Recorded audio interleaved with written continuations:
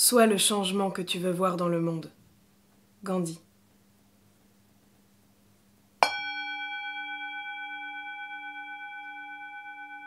Si nous souhaitons que le monde dans lequel nous nous trouvons soit davantage bienveillant, nous devons nous-mêmes nous montrer bienveillants. Et cela passe par l'amour altruiste et l'ahimsa, terme sanskrit employé autrefois par Gandhi pour définir la non-violence.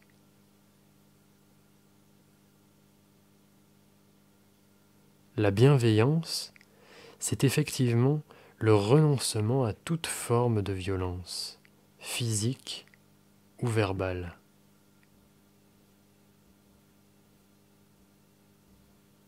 La majorité du temps, nous résistons assez facilement aux appels de la violence physique.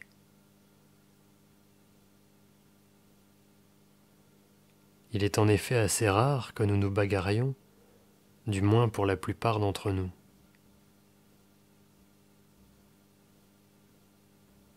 Toutefois, il est beaucoup plus compliqué de gérer les violences verbales dont nous nous rendons parfois coupables.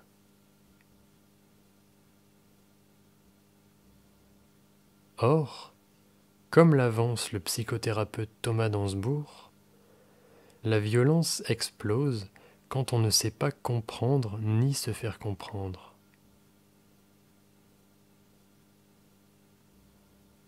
C'est pourquoi le psychologue Marshall Rosenberg a créé dans les années 1970 la CNV, la communication non violente, qu'il décrit comme suit. La communication non violente, c'est la combinaison d'un langage, d'une façon de penser, d'un savoir-faire en communication et de moyens d'influence qui servent notre désir de faire trois choses.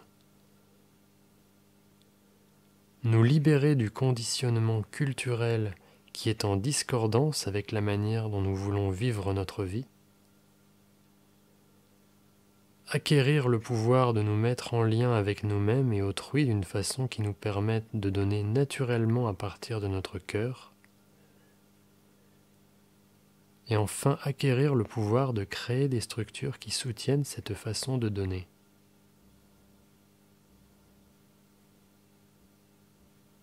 Il s'agit donc d'une manière d'échanger verbalement qui renonce au jugement que nous portons parfois sur les autres, tout en prenant en compte leurs besoins et en leur exprimant les nôtres.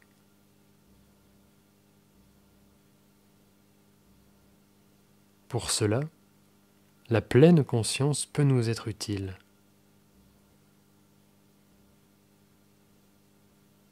Portons donc tranquillement notre attention sur notre souffle et ressentons les mouvements répétés de notre respiration.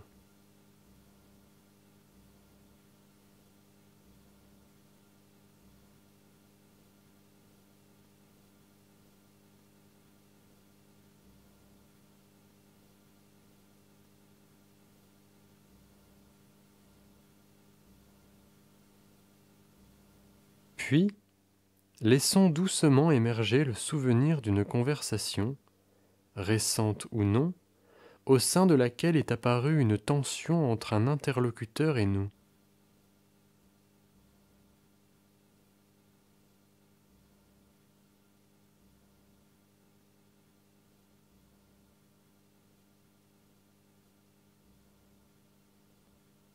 Petite pique ou grosse dispute, peu importe, du moment que cet échange nous a causé du tort.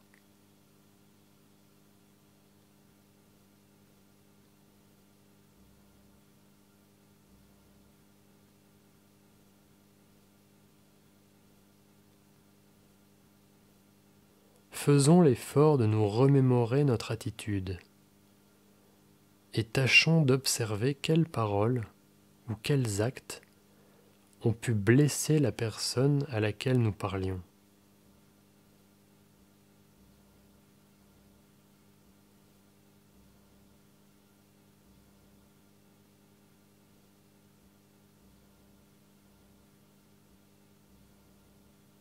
Il ne s'agit pas de nous convaincre que le conflit est entièrement dû à notre manière d'être, car la personne avec laquelle nous échangions avait certainement, elle aussi, une part de responsabilité.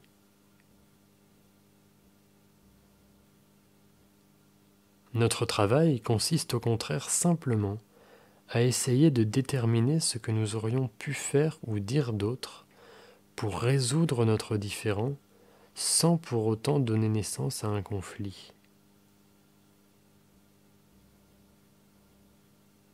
Quelquefois, ce n'est pas tant par nos propos que nous blessons les autres, mais à cause de notre manque d'écoute.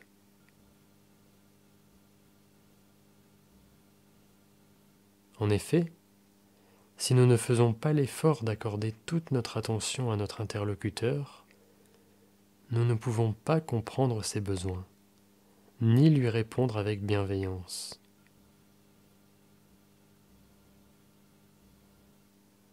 L'écoute attentive et sincère de l'autre est donc un pilier de la communication non violente.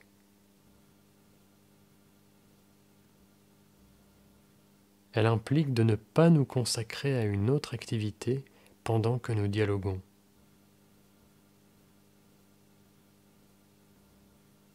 Bien sûr, nous pouvons parfois discuter avec notre conjoint en préparant le repas, avec notre passager en conduisant, ou avec nos amis en pratiquant notre sport favori.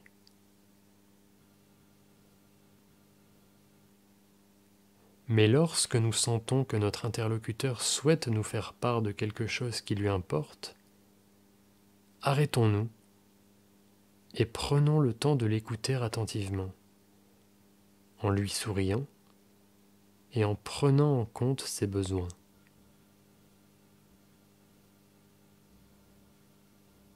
Il n'y a que comme cela que nous pourrons le consoler, apaiser ses craintes ou comprendre les raisons pour lesquelles il peut parfois faire preuve d'agressivité.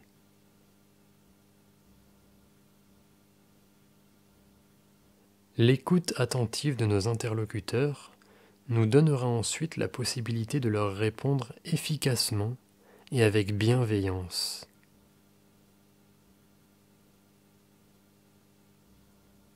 Par exemple, en évitant d'émettre des avis péremptoires ou lapidaires, du type « tu es nul », et en employant plutôt des formules comme « je n'ai pas aimé ce que tu as fait » ou « je pense que tu pourrais faire beaucoup mieux ».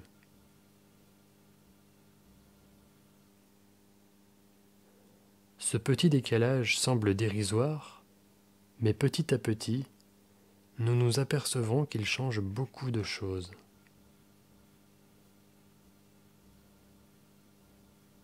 Lorsque nous discuterons à nouveau avec ces personnes, nous pourrons remarquer qu'elles feront à leur tour bien souvent l'effort de prendre en compte nos besoins et de ne pas se montrer blessantes envers nous.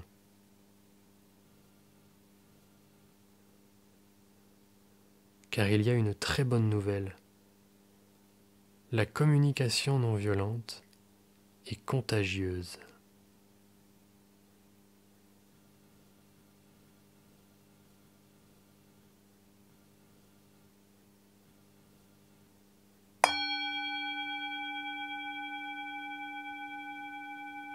Je ne crois pas que nous puissions corriger quoi que ce soit dans le monde extérieur que nous n'ayons d'abord corrigé en nous-mêmes. Eti Ilezum.